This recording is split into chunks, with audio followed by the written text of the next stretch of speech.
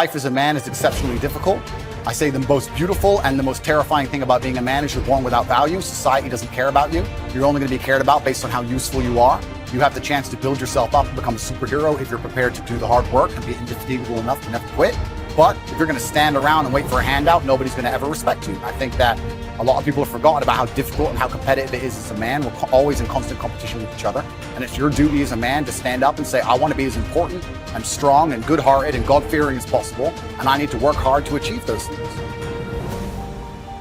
If you look at the true warriors of humanity, you look at the true empire builders, you look at the true titans who are constructing a better world, they're less about pleasure seeking because they understand that if you want to have a great life, a soaring life, look at what most people do and do the opposite.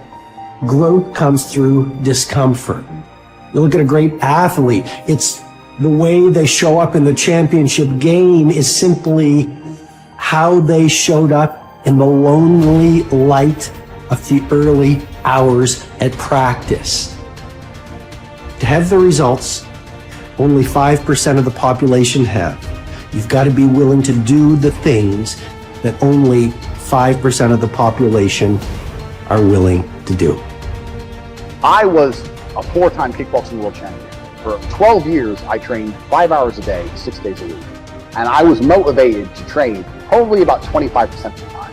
The rest of the time I went because I am disciplined. You don't feel like going through that on a Wednesday morning when you wake up, and you have to do it because you're disciplined. You're either a disciplined individual or you are not a disciplined. There's a difference between want and want. And I say this all the time. People say to me, I want to be rich. And I say, okay, well, I want to be able to ice skate. But I don't want to be able to ice skate enough to go learn how to ice skate. I can't be bothered. I mean, surely if I could click my fingers and be a figure skater, I'd click my fingers. Who wouldn't? But I don't want to actually go train because I don't want it enough. And this is the exact point with money. Everyone wants money put on their lap.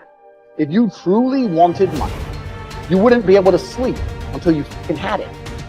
The masters make the hardest things in the world look easiest. And in the moments where you push yourself, those moments tend to lead to success. But you've got to stop rationalizing, stop making excuses, stop telling yourself little watered down assessments of where you're really at. Tell yourself the truth. And the truth shall set you free. And the truth that I had to come to grips with, that I wasn't in charge of my destiny. The truth was that I wasn't giving all that I had. The truth was that there are some things that I wanted to do, but I didn't have the courage to act on those things. I had to start looking at my life differently. I started going to work earlier. I started being the last one to leave there. I started working harder than anybody else. I am not motivated to do the things I'm supposed to do. I don't wake up full of joy. I have to go to the gym, or that I have to work, or I deal with crap. I don't feel motivated to do them. I'm disciplined. I do them regardless of how I feel. Whether I'm in the mood to do it or I'm not in the mood to do it, it gets done. That's discipline. Discipline's a real thing. Motivation is fleeting. You're never going to be permanently motivated. If you're the kind of person who can only try hard at something he enjoys, then you're going to fail. If you truly want to win, you can't only want to win when you're happy, and you can't only want to win when you're motivated. You're competing against men like me who will perform even when it's raining, not only when the sun is shining. And if you're going to be the kind of person who can only do it, one of those scenarios you are going to lose. You must be prepared to perform all of the time.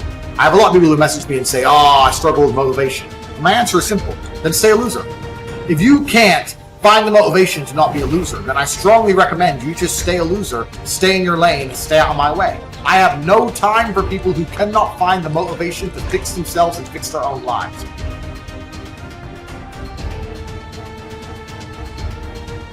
If you cannot control your own mind, then you go through life with zero control, zero influence. You can't control anything.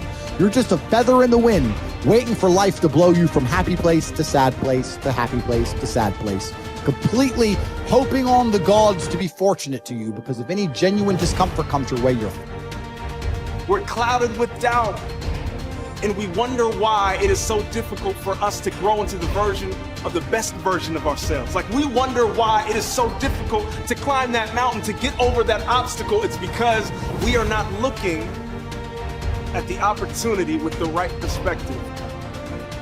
Break the patterns that have been leading your life, but you need to identify what the patterns are. I think sometimes we just aren't even aware It's just a pattern that's running. It's something that's happening. Maybe it's been happening for months or years or decades. We're not even aware. It's just become our identity. So when you identify the negative identity patterns that are holding you back, that's the first step. And you can start to really shift and replace it with a new identity, a new pattern that you can implement. What you do is you pick up your past and you embrace it. You understand it, you accept it, as I had to go through these things that I had to go through in order for me to get to this place today. And the evidence for that is that I did. You don't need any more evidence. You did. And then you toss it. You toss it.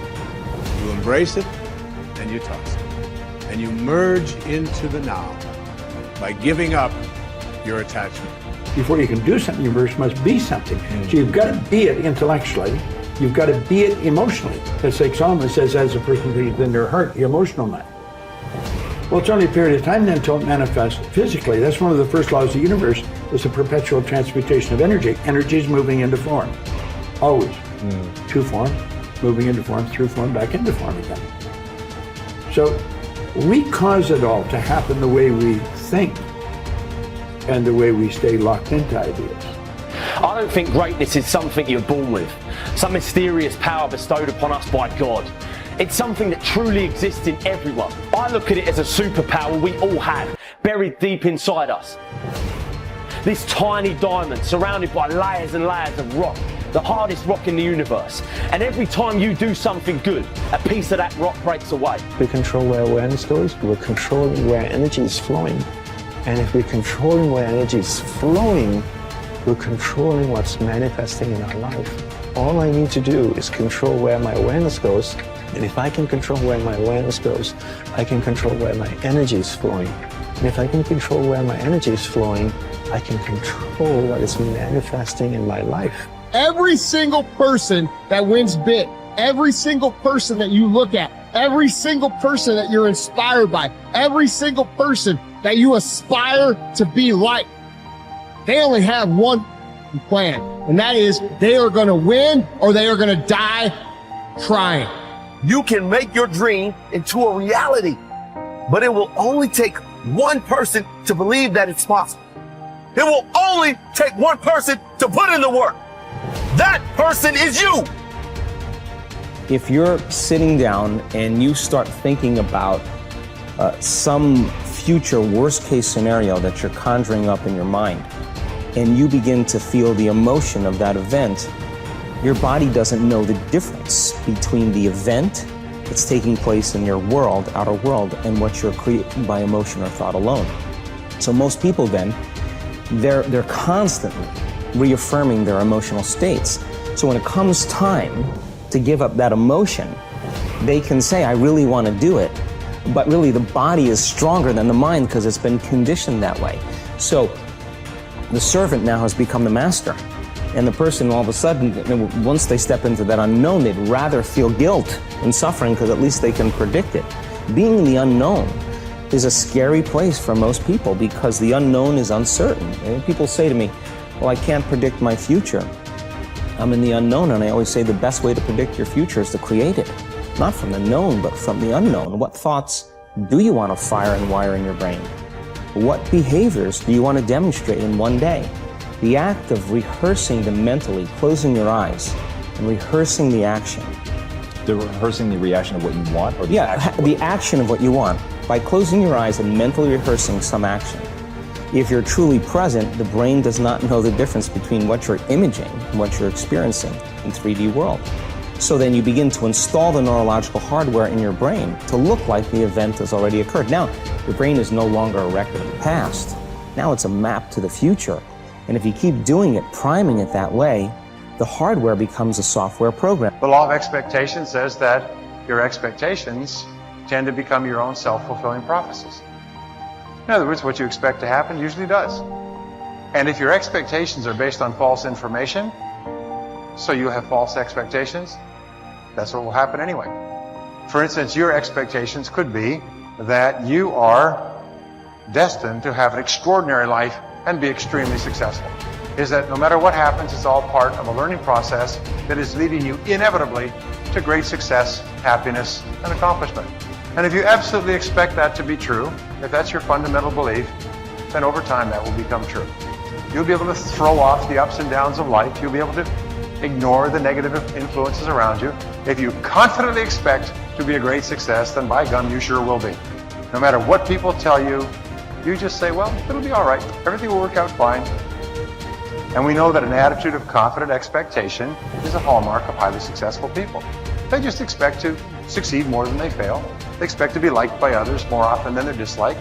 They expect to learn from every difficulty that they have. They expect to keep making progress. They just confidently expect it. And surprise, surprise, your expectations affect your realities. What you experience on the outside is determined by how you think on the inside. As they say, you are not what you think you are, but what you think you are. In the Bible it says, as a man thinketh in his heart, which means in his subconscious mind, way down deep, so is he. According to your faith, it's done unto you, and so on. Big picture thinking can benefit any person in any profession.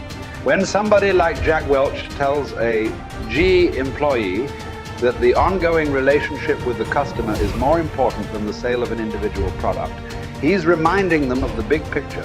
When two parents are fed up with potty training, poor grades or benders, and one reminds the other that the current difficult time is only a temporary season, then they benefit from thinking big picture.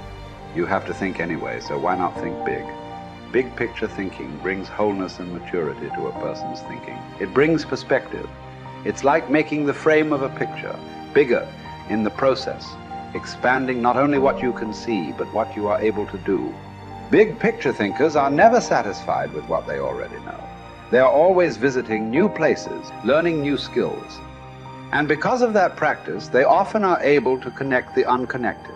They are lifelong learners. To help me maintain a learner's attitude, I spend a few moments every morning thinking about my learning opportunities for the day. As I review my calendar and to-do list, knowing whom I will meet that day, what I will read, which meetings I will attend, I note where I am most likely to learn something. Then I mentally cue myself to look attentively for something that will improve me in that situation.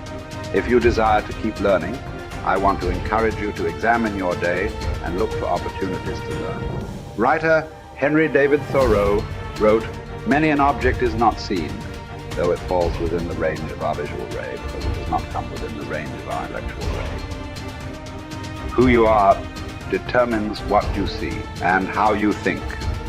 Big picture thinkers realize there is a world out there besides their own, and they make an effort to get outside of themselves and see other people's worlds through their eyes. It's hard to see the picture while inside the frame. To see how others see, you must first find out how they think. Becoming a good listener certainly helps with that. So does getting over your personal agenda and trying to take the other person's perspective. French essayist Michel Ayquem de Montaigne wrote, "The value of life lies not in the length of days, but in the use we make of them." A man may live long yet live very little. The truth is that you can spend your life any way you want, but you can spend it only once. Becoming a big picture thinker can help you to live with wholeness, to live a very fulfilling life. People who see the big picture expand their experience because they expand their world. As a result, they accomplish more than narrow-minded people. And they experience fewer unwanted surprises too, because they are more likely to see the many components involved in any given situation. Issues, people, relationships, timing, and values. They are also, therefore, usually more tolerant of other people and their thinking.